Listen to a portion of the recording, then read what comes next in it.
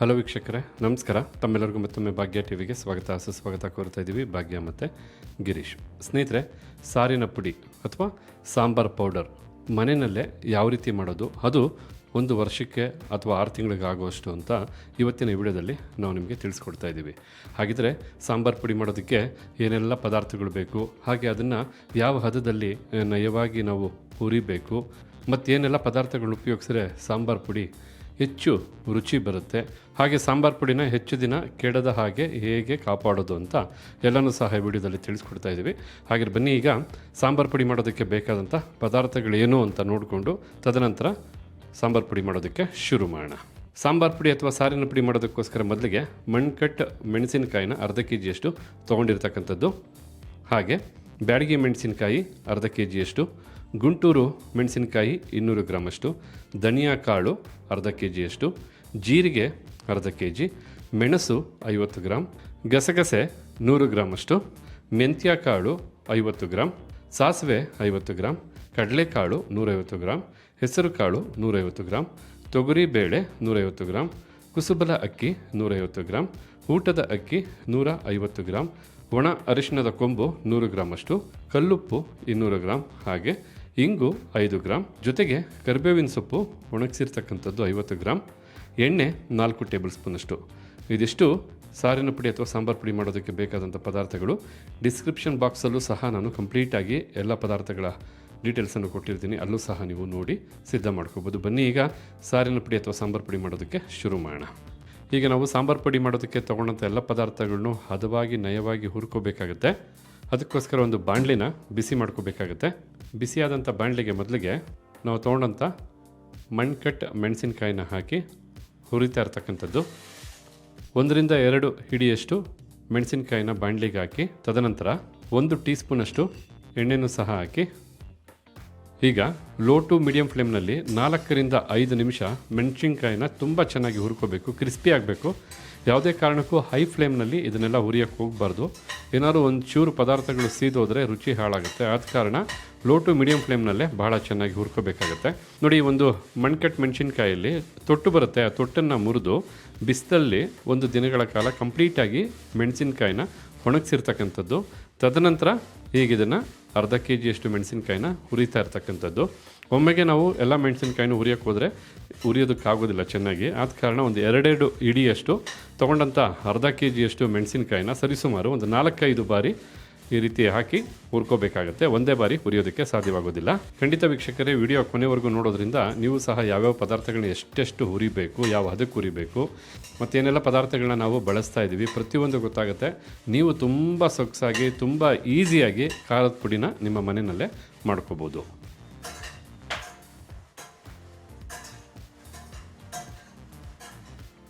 ನೋಡಿ, ನಾವಿಲ್ಲಿ ಸರಿಸುಮಾರು ಒಂದು 4-5 ನಿಮಿಷ ಮೆಣಸಿನ್ಕಾಯಿನ ಬಹಳ ನೀಟಾಗಿ ಹುರಿದಾಯಿತು. ಆ ರಿಂಕಲ್ಸ್ ಏನಿರುತ್ತಲ್ಲ ಮೆಣಸಿನ್ಕಾಯಲ್ಲಿ, ಅದೆಲ್ಲ ಹೋಗಿ ತುಂಬ ಸಾಫ್ಟಾಗಿ ತುಂಬ ನೈಸಾಗಿ ಕಾಣುತ್ತೆ. ಈ ಒಂದು ಹದದವರೆಗೂ ಹುರ್ಕೊಂಡ್ರೆ ಸಾಕು. ಪ್ರತಿಯೊಂದು ಹುರಿದಂಥ ಪದಾರ್ಥನೂ ನಾನು ಕ್ಲೋಸಪ್ಪಲ್ಲಿ ತೋರಿಸ್ತೀನಿ, ಆಗ ನಿಮಗೆ ಟೆಕ್ಸ್ಚರ್ ನೋಡೋಕ್ಕೆ ಗೊತ್ತಾಗ್ಬೋದು ಯಾವ ಅದಕ್ಕೆ ಹುರ್ಕೋಬೇಕಾಗತ್ತೆ ಅಂಥೇಳಿ. ನಾವೆಲ್ಲ ಪದಾರ್ಥನೂ ಹುರ್ಕೋಬೇಕಾಗತ್ತೆ. ಹುರಿದಂಥ ಈ ಪದಾರ್ಥನೆಲ್ಲ ಒಂದು ದೊಡ್ಡ ಪಾತ್ರೆಗೆ ಹಾಕಿಡಬೇಕು. ಅದೇ ರೀತಿಯಾಗಿ ಮತ್ತೊಮ್ಮೆ ಇನ್ನಷ್ಟು ಮೆಣಸಿನ್ಕಾಯಿನ ಹಾಕಿ ಹುರಿತಾ ಇರ್ತಕ್ಕಂಥದ್ದು. ಒಟ್ಟಾರೆಯಾಗಿ ಅರ್ಧ kg ಮೆಣಸಿನ್ಕಾಯಿನ ಹುರಿದಾದ ನಂತರ ಮುಂದಿನ ಮೆಣಸಿನ್ಕಾಯಿ ಯಾವುದು, ಯಾವ ರೀತಿ ಹುರ್ಕೋಬೇಕು ಅಂತ ನೋಡ್ಕೊಳ್ಳಿರುತ್ತೆ. ನೋಡಿ, 2ನೇ ಬಾರಿ ಬಾಣಲೆಗೆ ಹಾಕ್ತಂಥ ಮೆಣಸಿನ್ಕಾಯಿನೂ ಭಾಳ ಚೆನ್ನಾಗಿ ಹುರಿದಾಯಿತು. ಈಗ ಇದನ್ನು ಸಹ ಪಾತ್ರೆಗೆ ಹಾಕ್ಕೊಳ್ಳೋಣ. ಈಗಿಲ್ಲಿ ಅರ್ಧ kg ಮಣ್ಕಟ್ ಮೆಣಸಿನ್ಕಾಯಿನ ಕಂಪ್ಲೀಟಾಗಿ ಹುರಿದಾಯಿತು. ನಂತರ ಈಗ ಮೆಣಸಿನ್ಕಾಯಿ ಹುರಿದಂಥ ರೀತಿಯೇ ಬ್ಯಾಡಗಿ ಮೆಣಸಿನ್ಕಾಯಿನೂ ಸಹ ಹುರ್ಕೋಬೇಕಾಗತ್ತೆ. ಮತ್ತು ಬಿಸಿಯಾದಂಥ ಬಾಣಲೆಗೆ 2 ಹಿಡಿ ಆಗೋಷ್ಟು ಬ್ಯಾಡಗಿ ಮೆಣಸಿನ್ಕಾಯಿನ ಹಾಕಿ ಹುರಿತಾ ಇರ್ತಕ್ಕಂಥದ್ದು. ಮೆಣಸಿನ್ಕಾಯಿನ ಹುರಿಯೋದಕ್ಕೆ ಮುಂಚೆ ಸ್ವಲ್ಪ ಎಣ್ಣೆ ಹಾಕಿ ನೀಟಾಗಿ ಹುರಿಬೇಕಾಗತ್ತೆ. ಈ ಒಂದು ಬ್ಯಾಡಗಿ ಮೆಣಸಿನ್ಕಾಯಿನೂ ಸಹ ಕಂಪ್ಲೀಟಾಗಿ 1 ದಿನ ಚೆನ್ನಾಗಿ ಬಿಸಿಲಲ್ಲಿ ಒಣಗಿಸಿರ್ತಕ್ಕಂಥದ್ದು. ಮೆಣಸಿನ್ಕಾಯಿ ಮೊದಲೇ ಕ್ರಿಸ್ಪಿಯಾಗಿರುತ್ತೆ, ಜೊತೆಗೆ ಬಿಸಿಲಲ್ಲಿ ಒಣಗಿಸಿದ ನಂತರ ಮತ್ತಷ್ಟು ಕ್ರಿಸ್ಪಿ ಆಗುತ್ತೆ. ಹುರಿದಾದ ನಂತರ ಮತ್ತಷ್ಟು ಕ್ರಿಸ್ಪಿಯಾಗಿ ಖಾರದ ಪುಡಿ ಮಾಡೋದಕ್ಕೆ, ಅಂದರೆ ಸಾಂಬಾರು ಪುಡಿ ಮಾಡೋದಕ್ಕೆ ತುಂಬ ಹೆಲ್ಪ್ ಆಗುತ್ತೆ. ಆದ ಕಾರಣ ಇದನ್ನು ಭಾಳ ಚೆನ್ನಾಗಿ ಹುರ್ಕೋಬೇಕು. ಇದನ್ನು ಸಹ 3-4 ನಿಮಿಷ ಲೋ ಟು ಮೀಡಿಯಂ ಫ್ಲೇಮ್ನಲ್ಲೇ ಹುರಿಬೇಕಾಗುತ್ತೆ.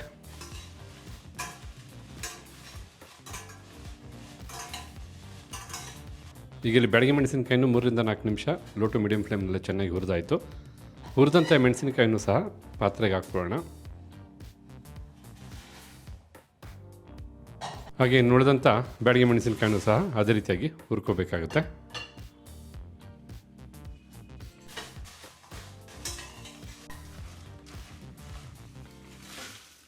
ಈಗಿಲ್ಲಿ ನಾವು ತೊಗೊಂಡಂಥ ಬ್ಯಾಡಗಿ ಮೆಣಸಿನಕಾಯಿನ ಕಂಪ್ಲೀಟಾಗಿ ಹುರಿದಾಯಿತು. ನಂತರ ಈಗ ಗುಂಟೂರು ಮೆಣಸಿನಕಾಯಿನ ಹುರ್ಕೋಬೇಕಾಗುತ್ತೆ. ಈಗಿಲ್ಲಿ ತಾವು ನೋಡ್ತಾ ಇರ್ಬೋದು, ನಾವು ತೊಗೊಂಡಂಥ 200 ಗ್ರಾಮ್ ಗುಂಟೂರು ಮೆಣಸಿನಕಾಯಲ್ಲಿ 100 ಗ್ರಾಮಷ್ಟು ಬಾಣಲಿಗೆ ಹಾಕಿ ಹುರಿತಾ ಇರ್ತಕ್ಕಂಥದ್ದು. ಈ ಮೆಣಸಿನಕಾಯಿನ ಹುರಿದಾದ ನಂತರ ಮತ್ತೆ 100 ಗ್ರಾಮ್ ಹಾಕಿ ಹುರಿಬೇಕಾಗುತ್ತೆ. ಈ ಗುಂಟೂರು ಮೆಣಸಿನಕಾಯಿನೂ 4-5 ನಿಮಿಷ ಎಣ್ಣೆ ಹಾಕಿ ನೀಟಾಗಿ ಹುರಿಬೇಕಾಗುತ್ತೆ ಲೋ ಟು ಮೀಡಿಯಂ ಫ್ಲೇಮ್ನಲ್ಲೇ.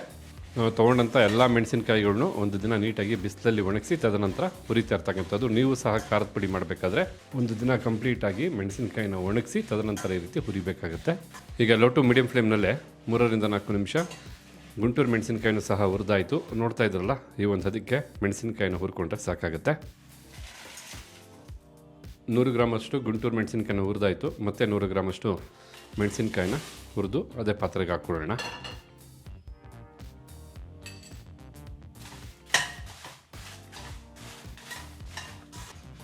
ಮೆಣಸಿನ್ಕಾಯಿ ಉರಿಬೇಕಾದ್ರೆ ಘಾಟ್ ಬರುತ್ತೆ. ಎಣ್ಣೆ ಹಾಕಿ ಉರಿಯೋದ್ರಿಂದ ಘಾಟು ಕಡಿಮೆ ಆಗುತ್ತೆ. ಈಗಿಲ್ಲಿ 2ನೇ ಬಾರಿನೂ ಮೆಣಸಿನ್ಕಾಯಿನ ಚೆನ್ನಾಗಿ ಹುರಿದಾಯಿತು. ಈಗ ನಾವು ತೊಗೊಂಡಂಥ 3 ಬಗೆಯಾದಂಥ ಮೆಣಸಿನ್ಕಾಯಿನೂ ಚೆನ್ನಾಗಿ ಹುರಿದು ಈ ಪಾತ್ರೆಗೆ ಹಾಕಾಯಿತು.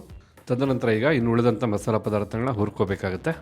ಈಗ ಮೆಣಸಿನ್ಕಾಯಿ ಹುರಿದು ಬಿಸಿಯಾಗಿರ್ತಕ್ಕಂಥ ಬಾಣಲಿಗೆ ನಾವು ತೊಗೊಂಡಂಥ ಅರ್ಧ kg ಧನಿಯಾ ಕಾಳಲ್ಲಿ 1/4 kg ಮಾತ್ರ ಬಾಣಲಿಗೆ ಹಾಕಿ ಒಮ್ಮೆಗೆ ಹುರಿತಾ ಇರ್ತಕ್ಕಂಥದ್ದು. ಇದನ್ನು ಹುರಿದಾದ ನಂತರ ಮತ್ತೆ 1/4 kg ಬಾಣಲಿಗೆ ಹಾಕಿ ಧನಿಯಾ ಕಾಳನ್ನು ಹುರ್ಕೋಬೇಕಾಗುತ್ತೆ. ಧನಿಯಾ ಕಾಳನ್ನು ಹುರಿಬೇಕಾದ್ರೆ ಎಣ್ಣೆ ಹಾಕಿ ಹುರಿಯುವಂಥ ಅವಶ್ಯಕತೆ ಏನಿಲ್ಲ. ಧನಿಯಾ ಕಾಳು ಮೊದಲೇ ಕ್ರಿಸ್ಪಿ ಆಗಿರುತ್ತೆ.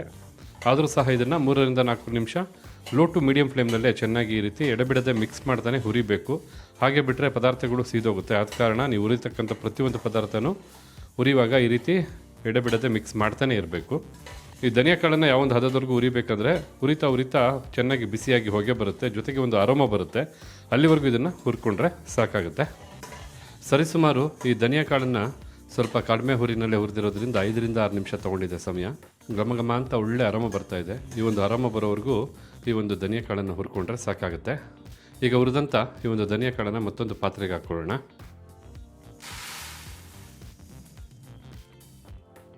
ಹುರಿದಂಥ ಧನಿಯಾ ಕಾಳು ಬಿಸಿಯಾಗಿದೆ, ಜೊತೆಗೆ ಒಳ್ಳೆ ಅರೋಮದಿಂದನೂ ಸಹ ಕೂಡಿರತಕ್ಕಂಥದ್ದು. ಮತ್ತು ಉಳಿದಂಥ 1/4 kg ಧನಿಯಾ ಕಾಳನ್ನು ಸಹ ಅದೇ ರೀತಿಯಾಗಿ ಹುರಿದು ಅದೇ ಒಂದು ಪಾತ್ರೆಗೆ ಹಾಕ್ಕೋಬೇಕಾಗತ್ತೆ.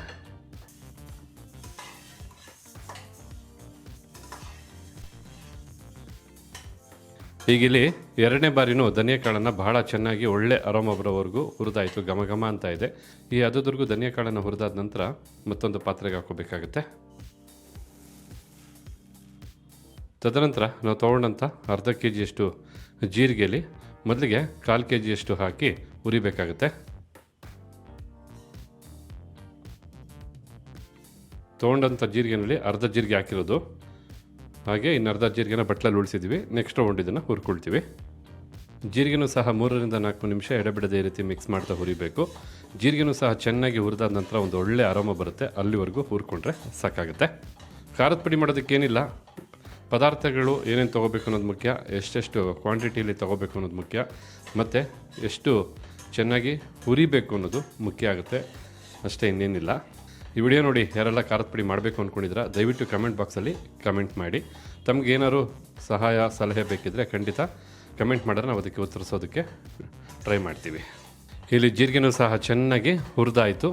ಘಮ ಅಂತ ಒಳ್ಳೆ ಅರೋಮ ಬರ್ತಾಯಿದೆ. ಈ ಒಂದು ಹದದವರೆಗೂ ಜೀರಿಗೆನ ಹುರ್ಕೊಂಡ್ರೆ ಸಾಕಾಗುತ್ತೆ.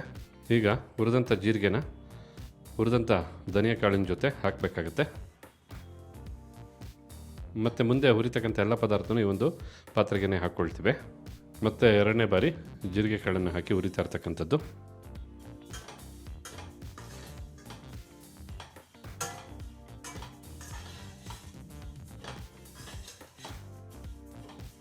ಈಗ ಇಲ್ಲಿ ಜೀರಿಗೆನ ತುಂಬ ಚೆನ್ನಾಗಿ ಅರೋಮ ಬರೋವರೆಗೂ ಹುರಿದಾಯಿತು. ಈ ಜೀರಿಗೆನೂ ಸಹ ಹುರಿದಂಥ ಪದಾರ್ಥಗಳ ಜೊತೆ ಹಾಕ್ಕೊಳ್ಳೋಣ. ನಾವು ಸರಿಸುಮಾರು 50 ಗ್ರಾಮಷ್ಟು ಕರಿಬೇವಿನ ಸೊಪ್ಪನ್ನು ನೀಟಾಗಿ ತೊಳೆದು ತದನಂತರ ಬಿಸಿಲಲ್ಲಿ ಚೆನ್ನಾಗಿ ಒಣಗಿಸಿರ್ತಕ್ಕಂಥ ಒಂದು ಕರಿಬೇವಿನ ಸೊಪ್ಪಿದು. ಈ ಒಣಗಿದಂಥ 50 ಗ್ರಾಮಷ್ಟು ಕರಿಬೇವಿನ ಸೊಪ್ಪನ್ನು ಚೆನ್ನಾಗಿ ಬಿಸಿ ಮಾಡಿಕೊಂಡ್ರೆ ಸಾಕಾಗುತ್ತೆ. ಆಲ್ರೆಡಿ ಬಿಸಿಲಲ್ಲಿ ಒಣಗಿರೋದ್ರಿಂದ ಕ್ರಿಸ್ಪಿಯಾಗಿದೆ. ಇನ್ನೂ ಒಂದು 5 ನಿಮಿಷ ಚೆನ್ನಾಗಿ ಬಿಸಿ ಮಾಡ್ಕೊಳ್ಳೋದ್ರಿಂದ ಮತ್ತಷ್ಟು ಕ್ರಿಸ್ಪಿ ಆಗುತ್ತೆ ಮತ್ತು ಖಾರದ ಪುಡಿಗೆ ಹಾಕಿದಾಗ ರುಚಿನೂ ಸಹ ಎನ್ಹಾನ್ಸ್ ಮಾಡಿಕೊಡುತ್ತೆ.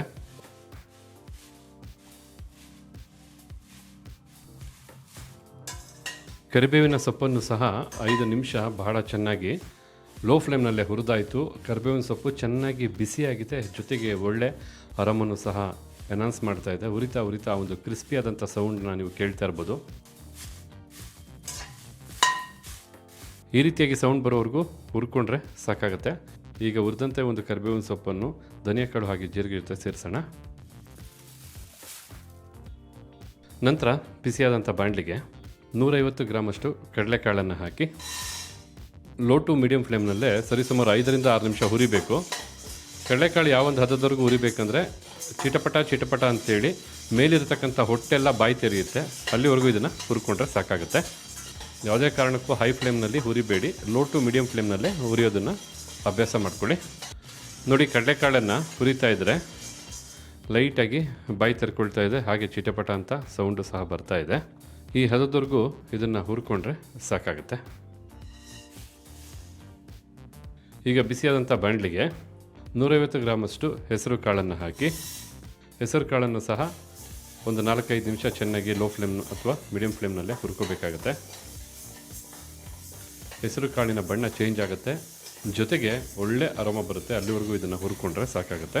ಖಂಡಿತ ನಾವು ಸಾರಿನ ಪುಡಿ ಮಾಡ್ತಾ ಇರೋದು ನೋಡಿ ತಮಗೂ ಆಸೆ ಆಗ್ಬೋದು, ತಾವು ಸಹ ಮಾಡಬೇಕು ಅಂತ ಬಯಸ್ಬೋದು. ಬಟ್ ಎಲ್ಲದಕ್ಕಿಂತ ಮುಖ್ಯ ತಾಳ್ಮೆ ಅನ್ನೋದು ಬಹಳ ಮುಖ್ಯ. ತುಂಬ ಪೇಷನ್ಸ್ ಬೇಕು ಈ ಖಾರದ ಪುಡಿಗೆ ಬೇಕಾದಂಥ ಪದಾರ್ಥಗಳನ್ನ ಹುರಿಯೋದಕ್ಕೆ. ಆದ ಕಾರಣ ಸ್ವಲ್ಪ ತಾಳ್ಮೆಯಿಂದ ಈ ಒಂದು ಖಾರದ ಪುಡಿನ ನೀವು ಸಿದ್ಧ ಮಾಡಿಕೊಂಡ್ರೆ ಖಂಡಿತ ಒಳ್ಳೆ ರುಚಿನ ಪಡಿಬೋದು. ನೀವು ಖಾರದ ಪುಡಿ ಮಾಡೋದರಲ್ಲಿ ಎಕ್ಸ್ಪರ್ಟ್ ಆಗ್ಬೋದು. ಹೀಗಿಲ್ಲಿ ಹೆಸರು ಕಾಳನ್ನು 5ರಿಂದ 6 ನಿಮಿಷ ಸ್ವಲ್ಪ ಕಡಿಮೆ ಹುರಿನಲ್ಲೇ ಬಣ್ಣ ಬದಲಾಗೋವರೆಗೂ ಹಾಗೆ ಒಂದು ಒಳ್ಳೆ ಅರಮ ಬರೋವರೆಗೂ ಹುರಿದಾಯಿತು. ಈ ರೀತಿ ಹೆಸರು ಕಾಳನ್ನು ಸಹ ಹುರಿದಾದ ನಂತರ 150 ಗ್ರಾಮಷ್ಟು ತೊಗರಿ ಬೇಳೆಯನ್ನು 5ರಿಂದ 6 ನಿಮಿಷ ಹುರ್ಕೋಬೇಕು. ಯಾವುದೇ ಒಂದು ಪದಾರ್ಥ ಆಗ್ಬೋದು, ಮತ್ತೆ ಹೇಳ್ತಾ ಇದ್ದೀನಿ, ಎಡೆಬಿಡದೆ ಈ ರೀತಿ ಮಿಕ್ಸ್ ಮಾಡ್ತಾನೆ ಹುರಿಬೇಕು. ಯಾಕೆಂದರೆ ಎಲ್ಲ ಕಾಳುಗಳು ಎಲ್ಲ ಪದಾರ್ಥಗಳು ಚೆನ್ನಾಗಿ ಫ್ರೈ ಆಗಬೇಕು, ಅಂದರೆ ಬಿಸಿಯಾಗಿ ಕ್ರಿಸ್ಪಿ ಆಗಬೇಕು. ತೊಗರಿಬೇಳೆನ ಹುರಿದಾದ ನಂತರ ನೋಡೋಣ ಯಾವ ರೀತಿಯಾಗಿ ಬಣ್ಣ ಚೇಂಜ್ ಆಗುತ್ತೆ ಮತ್ತು ಯಾವ ಹದದವರೆಗೂ ಹುರ್ಕೊಬೇಕು ಅಂತೇಳಿ. ಈಗ ಇಲ್ಲಿ ನೋಡ್ತಾ ಇರ್ಬೋದು, ತೊಗರಿಬೇಳೆನ ಈ ಒಂದು ಹದದವರೆಗೂ ಹುರಿದಾಯಿತು. ಸ್ವಲ್ಪ ಬಣ್ಣ ಕಂದು ಬಣ್ಣ ಬಂದಿರತಕ್ಕಂಥದ್ದು, ಹಾಗೆ ಒಂದು ಅರೋಮ ಬರುತ್ತೆ, ಅಲ್ಲಿವರೆಗೂ ಇದನ್ನು ಹುರ್ಕೊಂಡ್ರೆ ಸಾಕಾಯಿತು.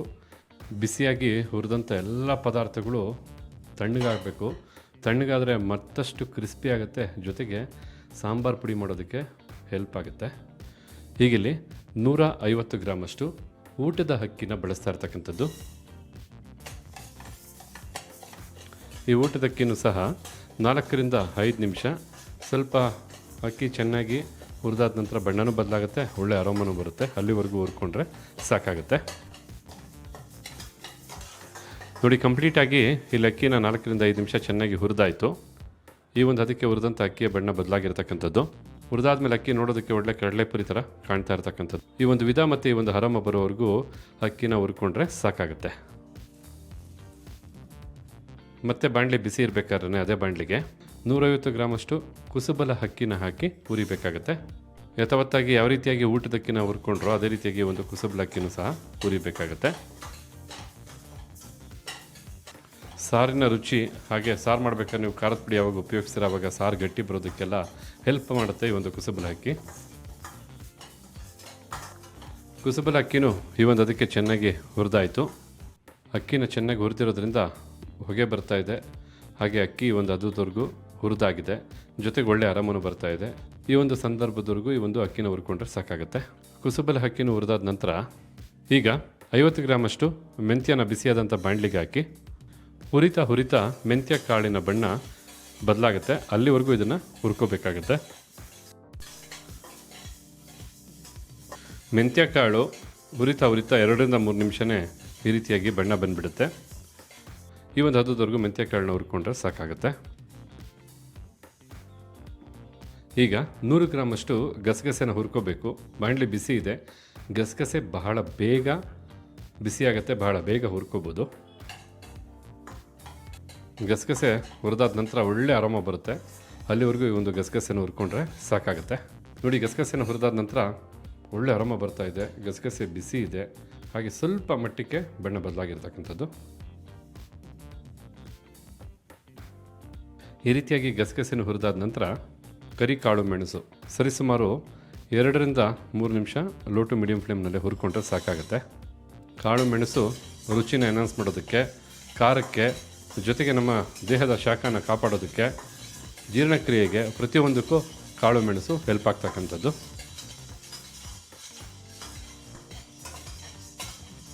ಕಾಳು ಮೆಣಸನ್ನು 2ರಿಂದ 3 ನಿಮಿಷ ಹುರ್ಕೊಂಡ್ರೆ ಸಾಕು, ಒಳ್ಳೆ ಆರಾಮ ಬರುತ್ತೆ. ಅಲ್ಲಿವರೆಗೂ ಹುರ್ಕೊಂಡ್ರೆ ಸಾಕಾಗುತ್ತೆ. ಈಗ 50 ಗ್ರಾಮಷ್ಟು ಸಾಸಿವೆನ ಹುರಿತಾ ಇರ್ತಕ್ಕಂಥದ್ದು. 2ರಿಂದ 3 ನಿಮಿಷ ಹುರ್ಕೊಂಡ್ರೆ ಸಾಕು. ಸಾಸಿವೆ ಬಹಳ ಬೇಗ ಹುರಿದು ಸಿದ್ಧವಾಗುತ್ತೆ. ಯಾಕೆಂದರೆ ಇಲ್ಲಾಂದರೆ ಅದು ತುಂಬ ಹೊತ್ತು ಹುರಿದ್ಬಿಟ್ರೆ ಚಿಟಪಟ ಅಂತ ಸಿಡಿಯುತ್ತೆ. ನೋಡಿ, ಸ್ವಲ್ಪ ಕಪ್ಪಗೆ ಇದ್ದಂಥ ಸಾಸಿವೆ ಹುರಿದಾದ ನಂತರ ಬಿಳಿ ಬಣ್ಣ ಅನ್ನೋದಕ್ಕಿಂತ ಬೂದು ಬಣ್ಣಕ್ಕೆ ತಿರುಗ್ತು. ಇಲ್ಲಿವರೆಗೂ ಇದನ್ನು ಹುರ್ಕೊಂಡ್ರೆ ಸಾಕಾಯಿತು. ಬರೀ 2ರಿಂದ 3 ನಿಮಿಷದೊಳಗಡೆ ಈ ಒಂದು ಬಣ್ಣ ಬಂದುಬಿಡುತ್ತೆ ಹುರಿತಾ ಇದ್ದರೆ. ಈ ರೀತಿಯಾಗಿ ಸಾಸಿವೆನೂ ಸಹ ಹುರಿದಾದ ನಂತರ ನಾವು ಮೊದಲಿಗೆ 100 ಗ್ರಾಮಷ್ಟು ಅರಿಶಿಣದ ಕೊಂಬನ್ನು ತೊಗೊಂಡಿದ್ವಿ. ಅದನ್ನ ಚೆನ್ನಾಗಿ ಕುಟ್ಟಿ ಪುಡಿ ಮಾಡಿ ಬಳಸ್ತಾ ಇರ್ತಕ್ಕಂಥದ್ದು. ಯಾಕೆಂದರೆ ಕುಟ್ಟಿ ಪುಡಿ ಮಾಡಿ ಹುರಿಯೋದ್ರಿಂದ ಮತ್ತಷ್ಟು ಚೆನ್ನಾಗಿ ಹುರ್ಕೋಬೋದು ಅಂಥೇಳಿ ಈ ಒಂದು ಅರಿಶಿಣದ ಕೊಂಬನ್ನು ಸಹ 5 ನಿಮಿಷಗಳ ಕಾಲ ಚೆನ್ನಾಗಿ ಬಿಸಿ ಮಾಡ್ಕೋಬೇಕು. ನಾವು ಈ ಒಂದು ಖಾರದ ಪುಡಿ ಮಾಡೋದಕ್ಕೆ ಎಲ್ಲ ಸ್ವಾಭಾವಿಕವಾದಂತಹ ನ್ಯಾಚುರಲ್ ಆಗಿರ್ತಕ್ಕಂಥ ಇಂಗ್ರೀಡಿಯೆಂಟ್ಸ್ನೇ ಬಳಸ್ತಾ ಇರ್ತಕ್ಕಂಥದ್ದು. ಅದು ತಾಜಾ ಪದಾರ್ಥಗಳು ತುಂಬ ರುಚಿನ ಎನ್ಹಾನ್ಸ್ ಮಾಡಿಕೊಡುತ್ತೆ. ಅಷ್ಟೇ ಅಲ್ಲ, ನಿಮ್ಮ ಖಾರದ ಪುಡಿ ಭಾಳಷ್ಟು ದಿನ ಬಾಳಿಕೆ ಬರೋದಕ್ಕೆ ಹೆಲ್ಪ್ ಆಗುತ್ತೆ. ಈಗ ನೋಡ್ತಾ ಇರ್ಬೋದು, ಅರಿಶಿನ ಕೊಂಬನ್ನು ಬಹಳ ಚೆನ್ನಾಗಿ ಹುರಿದಾಯಿತು. ಬಿಸಿ ಬಿಸಿಯಾಗಿ ಅರಿಶಿನದ ಕೊಂಬು ಹೊಗೆ ಬರ್ತಾ ಇದೆ. ಹಾಗೆ ಹೇಗಿದೆ ಅಂದರೆ ಅರೋಮಾ, ಆಹಾ, ಆ ಅರಿಶಿನದ ಘಮ ಎಷ್ಟು ಚೆನ್ನಾಗಿರುತ್ತೆ ಗೊತ್ತಾ. ಈಗ ಹುರಿದಂಥ ಈ ಒಂದು ಅರಿಶಿನದ ಕೊಂಬನ್ನು ಸಹ ಪಾತ್ರೆಗೆ ಹಾಕ್ಕೊಳ್ಳೋಣ. ಈಗ ಬಿಸಿಯಾದಂಥ ಬಾಣಲಿಗೆ ಸ್ವಲ್ಪನೇ ಸ್ವಲ್ಪ ಎಣ್ಣೆ ಹಾಕ್ತಾ ಇರ್ತಕ್ಕಂಥದ್ದು. ಈಗ ಬಿಸಿಯಾದಂಥ ಎಣ್ಣೆಗೆ 5 ಗ್ರಾಮಷ್ಟು ಇಂಗನ್ನು ಹಾಕಿ ಹುರಿಬೇಕಾಗತ್ತೆ. ಸರಿಸುಮಾರು 2 ನಿಮಿಷಗಳ ಕಾಲ ಈ ಒಂದು ಹಿಂಗನ್ನು ಹುರಿದ್ರೆ ಸಾಕಾಗತ್ತೆ. ಎಣ್ಣೆಯಲ್ಲಿ ಹುರಿಯೋದ್ರಿಂದ ಖಂಡಿತ ಪುಡಿ ಮಾಡೋದಕ್ಕೆ ಹೆಲ್ಪ್ ಆಗುತ್ತೆ ಅಂಥೇಳಿ.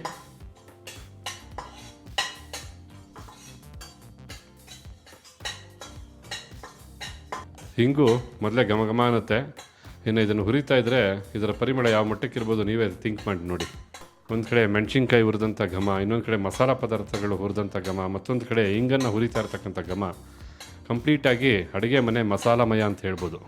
ಹೀಗಿಲ್ಲಿ ಹಿಂಗನ್ನು ಸಹ ಬಹಳ ಬೇಗ ಅಂದರೆ 1ರಿಂದ 2 ನಿಮಿಷ ಚೆನ್ನಾಗಿ ಹುರಿದಾಯಿತು. ಹಿಂಗನ್ನು ಹುರಿದಾದ ನಂತರ ಎಲ್ಲದಕ್ಕಿಂತ ಮುಖ್ಯವಾದ ಪದಾರ್ಥ, ಹೌದು, ತಾಯಿಗಿಂತ ಬಂಧು ಇಲ್ಲ, ಉಪ್ಪಿಗಿಂತ ರುಚಿ ಇಲ್ಲ ಅಂತ ಹೇಳ್ತಾರೆ. ನಿಮ್ಮ ತಾಯಿ ನಿಮಗೆ ಖಾರದ ಪುಡಿ ಮಾಡಿಕೊಡ್ಬೋದು.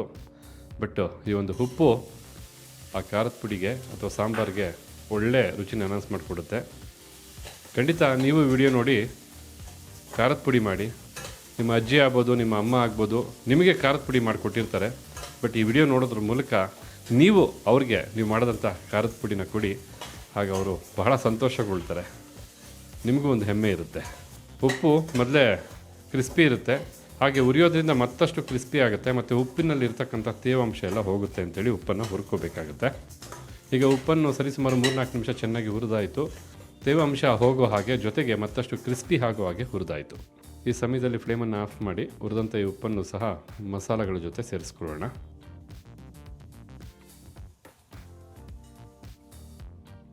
ಈಗ ಹುರಿದಂಥ ಎಲ್ಲ ಪದಾರ್ಥನೂ ಈ ಒಂದು ಪಾತ್ರೆಗೆ ಹಾಕಾಯಿತು.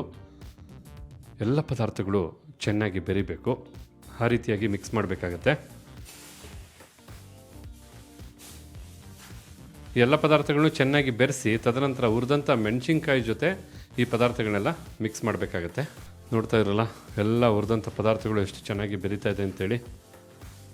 ಎಲ್ಲ ಹುರಿದಂಥ ಮಸಾಲ ಪದಾರ್ಥಗಳನ್ನ ಮೆಣಸಿನ್ಕಾಯಿ ಜೊತೆ ಸೇರಿಸಿ ಪುಡಿ ಮಾಡಿದ್ರೆ ಸಾಕು, ನಿಮಗೆ ಸೂಪರಾಗಿ ಖಾರದ ಪುಡಿ ಅಂದರೆ ಸಾರಿನ ಪುಡಿ ಅಥವಾ ಸಾಂಬಾರು ಪುಡಿ ಸಿದ್ಧವಾಗುತ್ತೆ. ಈಗ ಚೆನ್ನಾಗಿ ಮಿಕ್ಸ್ ಮಾಡಿದಂಥ ಮಸಾಲ ಪದಾರ್ಥಗಳನ್ನ ಮೆಣಸಿನ್ಕಾಯಿ ಇರತಕ್ಕಂಥ ಪಾತ್ರೆಗೆ ಹಾಕಿ ಮಿಕ್ಸ್ ಮಾಡಬೇಕಾಗತ್ತೆ.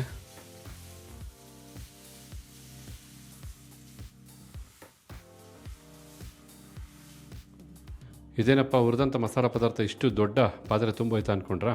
ಡೋಂಟ್ ವರಿ, ಮೆಣಸಿನಕಾಯಿ ಮುಕ್ಕಾಲು ಪಾತ್ರೆ ಇರೋದ್ರಿಂದ ಪ್ರೆಸ್ ಮಾಡಿದ್ರೆ ಅಥವಾ ಮಿಕ್ಸ್ ಮಾಡಿದ್ರೆ ಖಂಡಿತ ಕ್ವಾಂಟಿಟಿ ಕಡಿಮೆ ಆಗಿಬಿಡುತ್ತೆ. ಎಷ್ಟು ಸಾಧ್ಯವಾಗುತ್ತೋ ಅಷ್ಟು ಚೆನ್ನಾಗಿ ಮಿಕ್ಸ್ ಮಾಡಿಕೊಡಿ. ಯಾಕೆಂದರೆ ಇದನ್ನು ಮಿಲ್ಲಲ್ಲಿ ಮಿಷನ್ಗೆ ಹಾಕಬೇಕಾದ್ರೆ ನಾವು ಖಂಡಿತ ಹೇಗೆ ಬೇಕೋ ಹಾಗೆ ಹೊಂದಿಸ್ಕೋಬೋದು, ಏನು ತೊಂದರೆ ಇಲ್ಲ. ಮಿಕ್ಸಲ್ಲೂ ಸಹ ಚೆನ್ನಾಗಾಗುತ್ತೆ. ಈಗ ಇಷ್ಟು ದೊಡ್ಡ ಕ್ವಾಂಟಿಟಿನ ಖಂಡಿತ ನಾವು ಮಿಕ್ಸಿ ಜಾರಲ್ಲಿ ಹಾಕಿ ಪುಡಿ ಮಾಡೋದಕ್ಕೆ ಸಾಧ್ಯ ಇಲ್ಲ. ಆದ ಕಾರಣ ನಾವು ಹೊರಗಡೆ ಹೋಗಿ ಮಿಲ್ಲಲ್ಲಿ ಮಿಷನಲ್ಲಿ ಇದನ್ನು ನುಣ್ಣಿಗೆ ಪುಡಿ ಮಾಡಿಸ್ಕೊಂಡು ಬರ್ತೇವೆ. ಪುಡಿ ಆದ ನಂತರ ನೋಡೋರಂತೆ ಯಾವ ರೀತಿಯಾಗಿ ಬಣ್ಣದಿಂದ ಜೊತೆಗೆ ಒಳ್ಳೆ ಆರಾಮದಿಂದ ಈ ಒಂದು ಖಾರದ ಪುಡಿ ಕೂಡಿರುತ್ತೆ ಅಂತ. ಪುಡಿ ಮಾಡಾದ್ಮೇಲೆ ಸಾಂಬಾರು ಪೌಡ್ರು ಬಹಳ ಬಿಸಿಯಾಗಿದೆ, ಅದನ್ನು ಹರಡಿ ತಣ್ಣಗೆ ಮಾಡಬೇಕು. ಅದಕ್ಕೋಸ್ಕರ ನಾವಿಲ್ಲಿ ಒಂದು ಪ್ಲಾಸ್ಟಿಕ್ ಚೀಲನ ಹಾಕಿರ್ತಕ್ಕಂಥದ್ದು. ಹೌದು, ಅಕ್ಕಿ ಮೂಟೆ ಅಥವಾ 25 kg ಅಕ್ಕಿ ತೊಗೊಂಡಾಗ ನಮಗೇನೊಂದು ಚೀಲ ಸಿಗುತ್ತೆ, ಆ ಚೀಲನ ಕಟ್ ಮಾಡಿ ಈ ರೀತಿ ಹಾಕಬೇಕಾಗುತ್ತೆ. ಯಾಕೆಂದರೆ ಪೇಪರ್ಗೆ ಹಾಕಿದ್ರೆ ಪೇಪರ್ಗೆ ಅಂಟ್ಕೊಳ್ಳುತ್ತೆ, ಅಥವಾ ಬಟ್ಟೆ ಹಾಕಿದ್ರೆ ಬಟ್ಟೆಗೆ ಖಾರದ ಪುಡಿ ಎಲ್ಲ ಅಂಟ್ಕೊಳ್ಳುತ್ತೆ. ಆದ ಕಾರಣ ಈ ರೀತಿಯಾದಂಥ ಪ್ಲಾಸ್ಟಿಕ್ಕೇ ಉತ್ತಮ. ಈಗ ನುಣ್ಣಿಗೆ ಪುಡಿ ಮಾಡಿರ್ತಕ್ಕಂಥ ಖಾರದ ಪುಡಿನ ಇದ್ರ ಮೇಲೆ ನೀಟಾಗಿ ಹರಡೋಣ. ನೋಡ್ತಾ ಇರ್ಬೋದು, ಒಳ್ಳೆ ಬಣ್ಣದಿಂದ ಕೂಡಿದೆ. ಅಷ್ಟೇ ಅಲ್ಲ, ಒಳ್ಳೆ ಅರೋಮ, ಒಳ್ಳೆ ಖಾರದ ಪುಡಿ ಘಮ ಹೆಂಗೆ ಬರ್ತಾ ಇದೆ ಅಂತಂದರೆ ಅದನ್ನು ಖಂಡಿತ ನಾನು ಬಾಯಲ್ಲಿ ಹೇಳ್ಬೋದು. ಎಕ್ಸ್ಪೀರಿಯೆನ್ಸ್ ಮಾಡಬೇಕಂದ್ರೆ ನೀವು ಸಹ ನಿಮ್ಮ ಮನೆಯಲ್ಲಿ ಈ ಒಂದು ಖಾರದ ಪುಡಿನ ಮಾಡಿದಾಗಷ್ಟೇ ಸಾಧ್ಯ ಅಂತ ಹೇಳ್ತಾ, ಹಾಗೆ ಈ ಖಾರದ ಪುಡಿನ ಕಂಪ್ಲೀಟಾಗಿ ಈ ರೀತಿ ಹರಡಿ ತಣ್ಣಗೆ ಮಾಡಾದ್ಮೇಲೆ ಅಥವಾ ತಣ್ಣಗಾದಮೇಲೆ ಇದನ್ನು ಜರಡಿ ಹಿಡಿಬೇಕಾಗತ್ತೆ. ಜರಡಿ ಹಿಡಿದು ತದನಂತರ ಒಂದು ಬಾಕ್ಸ್ಗೆ ಇದನ್ನು ಬಹಳ ಗಟ್ಟಿಯಾಗಿ ಅದುಮಿ ತುಂಬಬೇಕಾಗತ್ತೆ, ಎಲ್ಲೂ ಗಾಳಿ ಆಡಬಾರ್ದು. ಅದೇ ರೀತಿಯಾಗಿ ಕಂಪ್ಲೀಟಾಗಿ ಬಾಕ್ಸ್ಗೆ ಹಾಕಾದ್ಮೇಲೆ ಒಂದು ಪೇಪರಲ್ಲಿ ಒಂದು ಚೂರು ಇಂಗನ್ನು ಸುತ್ತಿ ಅಂದರೆ ಪಟ್ನ ಕಟ್ಟಿ ಬಾಕ್ಸಲ್ಲಿ ಇಟ್ಬಿಟ್ರೆ ನಿಮಗೆ 1-1.5 ವರ್ಷದವರೆಗೂ ತುಂಬ ಚೆನ್ನಾಗಿರುತ್ತೆ. ಯಾವುದೇ ಕಾರಣಕ್ಕೂ ಹುಳ ಆಗಲಿ ಮತ್ತೊಂದಾಗಲಿ ಬರೋದಿಲ್ಲ ಅಂಥೇಳಿ ಒಂದು ಬಹಳ ಟೈಟಾಗಿ ಅದುಮಿ ಖಾರದ ಪುಡಿನ ಸ್ಟೋರ್ ಮಾಡಬೇಕು. ಜೊತೆಗೆ ಒಂದು ಇಂಗಿನ ಪ್ಯಾಕೆಟನ್ನು ಆ ಬಾಕ್ಸಲ್ಲಿ ಇಡೋದನ್ನು ಮರಿಬೇಡಿ ಅಂತ ಹೇಳ್ತಾ, ಹಾಗಿದ್ರೆ ನೋಡ್ಕೊಂಡ್ರಲ್ಲ ಯಾವ ರೀತಿಯಾಗಿ ಮನೆಯಲ್ಲೇ ಬಹಳ ಸುಲಭ ಅನ್ನೋದಕ್ಕಿಂತ ಸ್ವಲ್ಪ ತಾಳ್ಮೆಯಾಗಿ ಹುರಿಬೇಕು ಅಂತ ಮೊದಲೇ ಹೇಳಿದ್ದೆ, ನೀವು ಖಾರದ ಪುಡಿನ ಸಿದ್ಧ ಮಾಡ್ಕೋಬೋದು ಅಂತ. ಈ ರೀತಿಯಾಗಿ ಖಾರದ ಪುಡಿ ಮಾಡಿಕೊಂಡ್ರೆ ನಿಮಗೆ ಸರಿಸುಮಾರು ಏನಿಲ್ಲ ಅಂದರೂ 1-1.5 ವರ್ಷದ ಕಾಲ ನಿಮಗೆ ಆರಾಮಾಗಿ ಮನೆಗೆ ಬೇಕಾದಂಥ ಸಾರಿನ ಪುಡಿ ಸಿದ್ಧವಾಗುತ್ತೆ. ಈ ಸಾರಿನ ಪುಡಿಯಿಂದ ಬರೀ ಬೇಳೆ ಸಾರು ಅಷ್ಟೇ ಅಲ್ಲ, ಸಾಕಷ್ಟು ರೆಸಿಪಿಗಳನ್ನ ಖಂಡಿತ ಮಾಡ್ಕೋಬೋದು ಅಂತ ಹೇಳ್ತಾ, ಹಾಗೆ ಇವತ್ತಿನ ವಿಡಿಯೋದಲ್ಲಿ ನಾವು ಮಾಡಿ ತಿಳಿಸಿದಂಥ ಸಾರಿನ ಪುಡಿ ಅಥವಾ ಸಾಂಬಾರು ಪುಡಿ ಮಾಡ್ತಕ್ಕಂಥ ವಿಧಾನ ತಮಗೇನು ಅನ್ನಿಸ್ತು ಅಥವಾ ತಮ್ಮಲ್ಲೂ ಏನಾರು ಒಂದು ಟಿಪ್ಸ್ ಇದ್ದರೆ ಖಂಡಿತ ಕಮೆಂಟ್ ಬಾಕ್ಸಲ್ಲಿ ಕಮೆಂಟ್ ಮಾಡ್ಬೋದು. ಅಷ್ಟೇ ಅಲ್ಲ ವೀಕ್ಷಕರೇ, ಭಾಳಷ್ಟು ಜನಕ್ಕೆ ಹೆಲ್ಪ್ ಆಗುತ್ತೆ ಈ ವಿಡಿಯೋ, ಖಂಡಿತ ಶೇರ್ ಮಾಡಿ, ಜೊತೆಗೆ ಒಂದು ಲೈಕ್ ಮಾಡಿ ಅಂತ ಹೇಳ್ತಾ ತಮಗೆಲ್ಲರಿಗೂ ಧನ್ಯವಾದನ ತಿಳಿಸ್ತಿದ್ದೀವಿ. ಮತ್ತೊಂದು ಹೊಸ ವಿಡಿಯೋದಲ್ಲಿ ಹೊಸ ರೆಸಿಪಿ ಜೊತೆ ತಮ್ಮನ್ನು ಭೇಟಿ ಮಾಡ್ತೀವಿ. ಅಲ್ಲಿವರೆಗೂ ನಮಸ್ಕಾರ ವೀಕ್ಷಕರೇ.